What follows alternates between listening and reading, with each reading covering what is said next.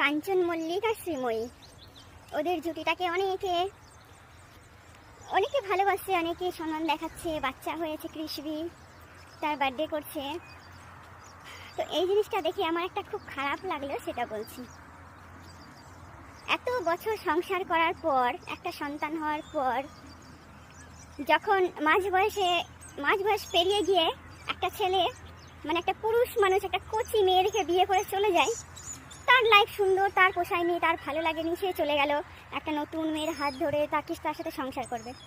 কিন্তু তার ওয়াইফটার কি হবে? সেও তো মাঝ বয়স পেরিয়ে গেছে, তার সন্তান আছে, সে কি করে খাবে, কোথায় যাবে, তার আশ্রয়স্থল কোনটা হবে? এটা কি কোনো পুরুষ ভেবে দেখে যে এই যে আমার পোষাচ্ছে না, তার বউয়েরও তো নাও পোষাতে পারে, তার ওয়াইফেরও তো নাও পোষাতে পারে, তাই না? তার ওয়াইফ তো সন্তানের মুখের দিকে তোমার সাথে থাকছে, সংসার করছে।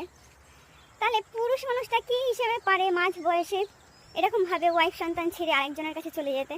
এবার তার ওয়াইফটার কি হবে? সে কোথায় যাবে? তার সুখ দুঃখ সে কোথায় খুঁজবে? তো আমাদের ইদানিং দেখছি, আমাদের মানে লাইফস্টাইলের মধ্যে এরকম প্রচুর মানুষ অ্যাড হয়ে আছে, যাদের মাঝ বয়সে এসে আর সংসার ভালো লাগছে না, তার ওয়াইফকে আর ভালো লাগছে না, তার তখন একটা কচি মেয়ের দরকার, অল্প বয়সী মেয়ে। তার তখন মনে হয় আমার বউ আমাকে বোঝে না, সে আমাকে ভালোবাসে না, আমার বউ আমাকে বোঝে না, তাই আমাকে এখন অন্য একজনের হাত ধরে চলে যেতে হবে। চলে যাওয়ার আগে প্রত্যেকটা পুরুষের ভাবা উচিত, আমি তো চলে যাব, আমার বউটার কি হবে? ওই 40-45 পেরিয়ে যাওয়া একটা মহিলাকে কোন পুরুষ এসে বিয়ে করতে চাইবে? কোন পুরুষ ভালোবাসবে? তার সন্তানকে কে দেখবে?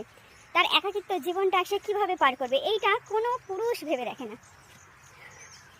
কাঞ্চন শ্রীময়ীর ক্ষেত্রেই শুধু না, এটা প্রচুর মানুষের ক্ষেত্রে দেখছি যে সবাই এখন মাঝ বয়স পেরিয়ে যাওয়ার পর ওয়াইফ ছেড়ে অন্য আরেকজনের কাছে চলে যাচ্ছে।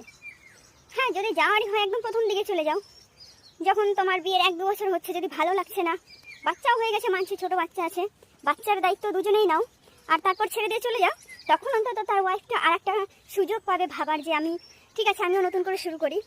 কিন্তু এই একটা বয়সে এসে কিভাবে পারে?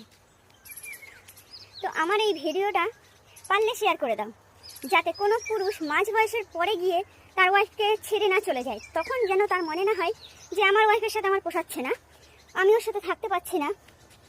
এগুলো তো একটা অজুহাত দেওয়া কথা, তাই না? এত বছর সংসার করার পরে যখন তুমি একটা কচি মেয়ে পেয়ে যাও, তখন তোমার ওয়াইফকে ভালো লাগে না, তার সঙ্গে আর থাকতে ইচ্ছে করে না, তখন তোমার মনে হয় নতুন করে সেটেল হওয়া দরকার। বাহ, কি পুরুষতান্ত্রিক সমাজ! চলো, যদি আমার ভিডিওটা ভালো লাগে অবশ্যই কমেন্ট করে জানিও যে আমি ঠিক বললাম কিনা, আর পারলে শেয়ার করে দিও, যাতে প্রত্যেকটা পুরুষ মানুষ এটা একবার ভেবে দেখে। বাই।